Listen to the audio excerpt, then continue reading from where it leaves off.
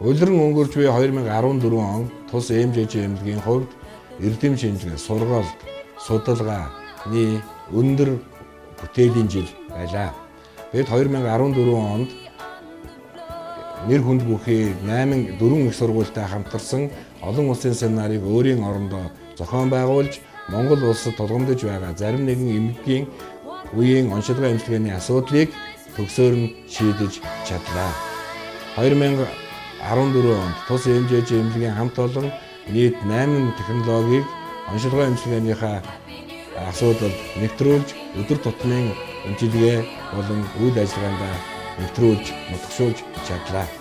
2015 онд бид төрөлхийн дүлийн үеийн гений мутацийн судалгаа болон дотор чихний Монгол улсад онцлог чадахгүй байгаа болон онцлоход төвөгтэй байгаа, эмчилгэхэд төвөгтэй байгаа зарим эмнэлгүүдийн төслийн судалгааны ажлыг эхлүүлэхэд бэлэн боллоо.